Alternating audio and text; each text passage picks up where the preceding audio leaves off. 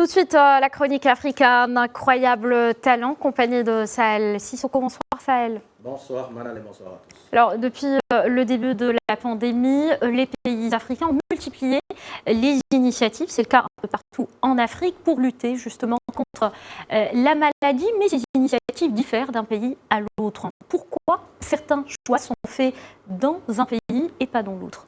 C'est bien cela, Manal. En 2 mois de lutte contre la pandémie, donc il faut noter que le constat est ainsi fait. Les méthodes ne sont pas les mêmes. Le confinement total, aussi nécessaire soit-il, n'est pas envisageable partout. Les pays n'ont pas les mêmes réalités économiques ni sociales, encore moins sanitaires. Par exemple, en Afrique subsaharienne, bon nombre de gouvernements ont déjà commencé à assouplir les mesures de restriction.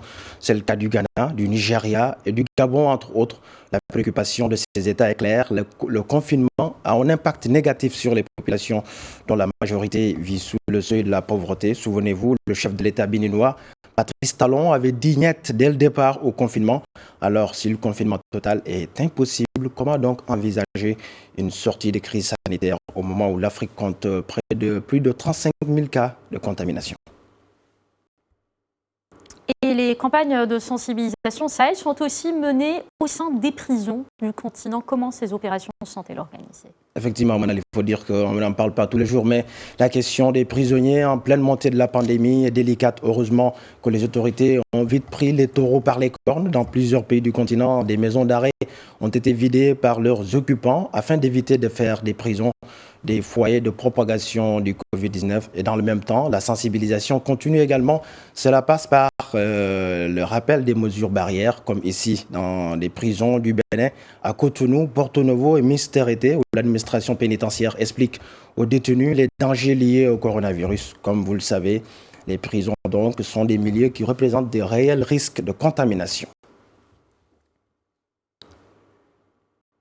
Dans le combat contre cette pandémie, donc, chacun sensibilise à sa manière. Certaines méthodes font parfois rire, mais l'essentiel, c'est de faire passer le message. Ce sont donc ce que font Papitou et Dawalagal, 2 humoristes ivoiriens au talent incroyable. Extrait de leur sketch qui fait sensation sur la toile.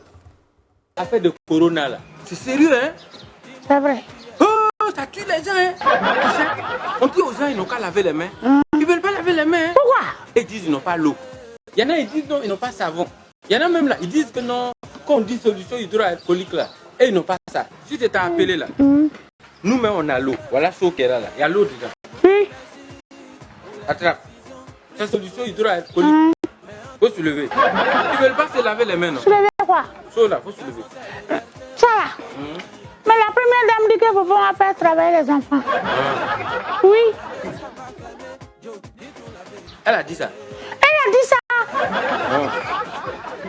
Mais non, ça c'est pas travail. Ça c'est sensibilisation. Il y a qu'à prendre. Oui, il faut prendre ça. On va partir vers eux. Il faut se laver les mains. Tu as compris, non? Oui. Allez, prends ça. Il y a la vaille des mains. Il y a la vague des mains. Il y a la vaille des mains comme corona. On va diminuer les cas. J'ai dit, on va diminuer ça. L'Afrique a un incroyable talent et avec également de la pédagogie tous les jours, madame. Exactement, et parfois il faut joindre l'utile à l'agréable pour passer le message. Merci beaucoup Sahel Sissoko pour ces